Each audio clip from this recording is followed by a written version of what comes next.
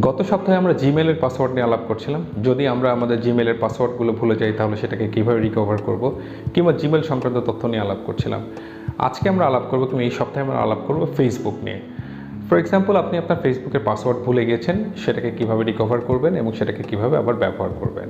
আসসালামু আলাইকুম, আমি রাজীব হাসান। আবারও আপনাদেরকে স্বাগতম জানাচ্ছি আমার ইউটিউব চ্যানেল 5 মিনিট নলেজ থেকে। And it's a humble request, subscribe করে আমার সাথেই থাকবেন। ধরুন আপনি আপনার ফেসবুকের পাসওয়ার্ড ভুলে গেছেন এবং সেটাকে রিসেট করতে চান, বাট কীভাবে এটা করবেন সেই বিষয়টা নিয়ে আমরা এই ভিডিওতে আলাপ করব। ফেসবুক পাসওয়ার্ডের ক্ষেত্রে বেসিক্যালি দুই ধরনের সিনারিও হতে পারে। ফার্স্ট, যে আপনি একটা ডিভাইসে কিংবা আপনি আপনার মোবাইলে লগ ইন অবস্থায় আছেন এবং আপনি আপনার অন্য কোনো ডিভাইসে, ফর এক্সাম্পল ল্যাপটপে কিংবা ডেস্কটপে লগ ইন করতে যাচ্ছেন, কিন্তু আপনি পারছেন না, কারণ আপনি যদিও আপনার অ্যাকাউন্টটি একটা মোবাইলে লগ ইন করা আছে, কিন্তু আপনি আপনার পাসওয়ার্ডটি ভুলে গেছেন। তো সেই ক্ষেত্রে আপনি কীভাবে আপনার পাসওয়ার্ডটি রিকভার করবেন এবং অন্যান্য ডিভাইসে চাইলেও আপনি লগ ইন করতে পারবেন, সেই বিষয়টা নিয়ে আমরা আলাপ করব।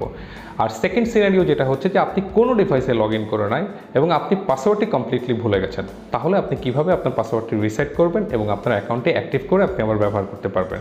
সো এই দুটো সিনারিও নিয়েই আমরা কথা বলবো এবং এই বিস্তারিত দেখার জন্য আমরা ল্যাপটপের স্ক্রিনে যাব।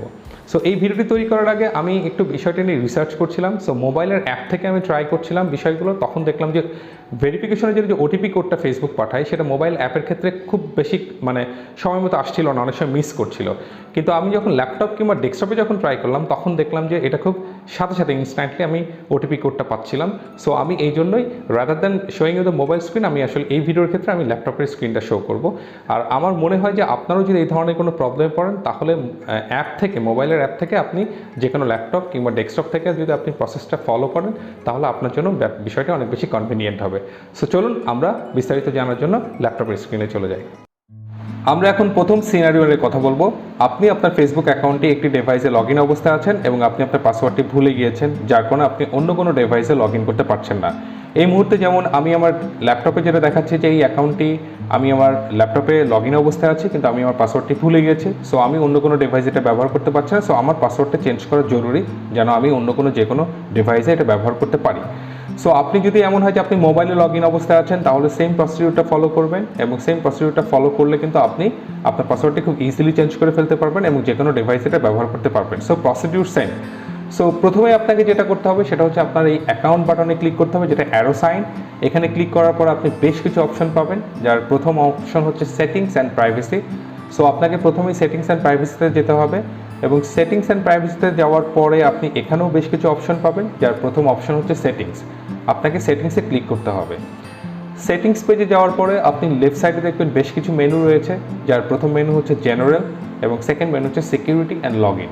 আপনাকে সিকিউরিটি অ্যান্ড লগ ইন এইখানে ক্লিক করতে হবে এবং সিকিউরিটি এবং লগ ইন পেজে গেলে একটু স্ক্রল ডাউন করলে আপনি দেখবেন আপনার কাছে একটা অপশন আসবে, সেটি হচ্ছে log in related change password. So আপনি যখন এখানে ক্লিক করবেন তখন ফেসবুক আপনাকে একটা অপশন দিচ্ছে যে আপনি যদি কারেন্ট পাসওয়ার্ডটি মনে থাকে তাহলে সেটা দিবেন এবং আপনি নতুন পাসওয়ার্ড দিবেন, রিটাইপ করবেন এবং সেভ চেঞ্জেস করবেন, তাহলে কিন্তু আপনার পাসওয়ার্ডটি চেঞ্জ হয়ে যাবে। এই মেথডটা তখনই কাজে লাগবে যখন আপনি আপনার কারেন্ট পাসওয়ার্ডটা মনে আছে এবং আপনি পাসওয়ার্ডটা চেঞ্জ করতে চাচ্ছেন সিকিউরিটি রিজনে, তাহলে কিন্তু এইভাবে আপনি কাজটা করে ফেলতে পারেন। কিন্তু আমাদের সিনারিও হচ্ছে যে আমরা আমাদের কারেন্ট পাসওয়ার্ডটি ভুলে গিয়েছি, তাহলে সেক্ষেত্রে আমরা কী করব? সেক্ষেত্রে এর পরের যে অপশনটি আছে সেটি হচ্ছে ফরগটেন ইয়োর পাসওয়ার্ড। এইখানে আপনাদেরকে ক্লিক করতে হবে।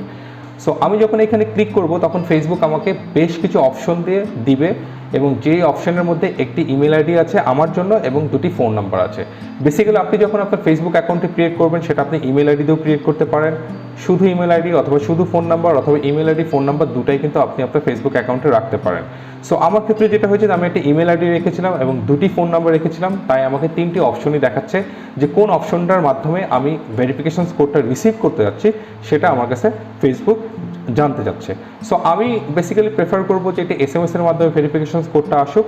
তো আমি আমার একটি ফোন নাম্বার চুজ করে দিলাম এবং কন্টিনিউ বাটনে ক্লিক করলাম।